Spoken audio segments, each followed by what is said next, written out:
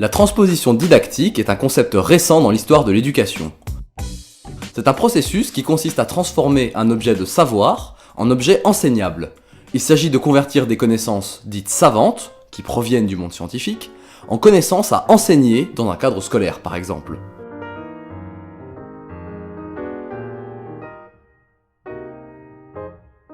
Le concept a été formalisé par Yves Chevalard dans les années 80 dans le cadre de son enseignement des mathématiques.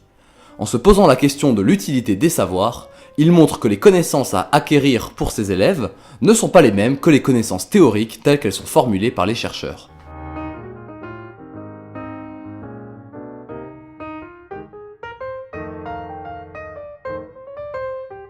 Pour mieux comprendre les différents liens entre tous les savoirs, il existe une représentation qui s'appelle le triangle pédagogique.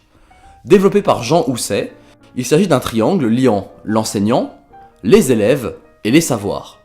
Ces trois éléments sont en relation les uns avec les autres, et si l'un des trois côtés est négligé, alors l'apprentissage est déséquilibré. Les sciences de l'éducation s'intéressent donc à chaque relation, qui correspond ainsi à une discipline spécifique. Les liens d'apprentissage entre l'enseignant et les élèves relèvent de la pédagogie, ceux entre les élèves et leur savoir sont décrits par la métacognition, et enfin, les liens entre le savoir et l'enseignant renvoient à la didactique. Deux phases peuvent être distinguées dans le processus de transposition didactique, une phase externe et une phase interne. La transposition externe concerne tous les choix opérés avant l'enseignement en lui-même. On l'a dit externe puisqu'elle a lieu à l'extérieur de la classe. Il s'agit du choix des domaines à enseigner ou encore du contenu de l'enseignement. La transposition interne, quant à elle, prend en compte le facteur humain dans l'enseignement. Par exemple, les attentes du professeur et des élèves, la compréhension personnelle que chacun a des connaissances. Cette transposition est généralement réalisée par l'enseignant qui donne le cours. À l'école, c'est la différence entre le programme officiel et ce qui est réellement discuté dans la salle de classe. Aujourd'hui, ces deux aspects de la transposition didactique font partie des grands enjeux de l'éducation nationale. En effet, tous les enseignements doivent passer par une phase de réflexion didactique externe pour la mise en place d'un socle commun de connaissances.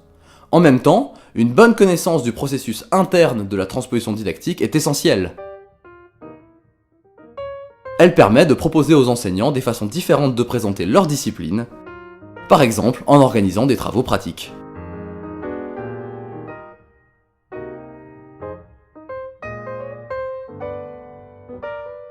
La transposition des savoirs savants en savoirs enseignables est particulièrement importante pour des disciplines où la différence entre ces savoirs est floue. Dans les sciences humaines et sociales, telles que le français ou l'histoire, il est beaucoup plus difficile d'établir des priorités d'enseignement, les disciplines étant moins hiérarchisées que les mathématiques ou la biologie.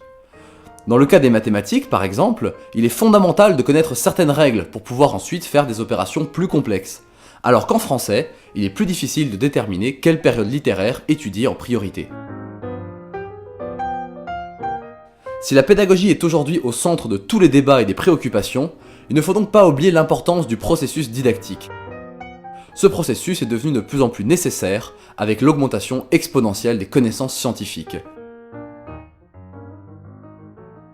Il faut donc trouver de nouvelles façons d'ordonner les multiples savoirs afin de mieux les transmettre et les relier les uns avec les autres.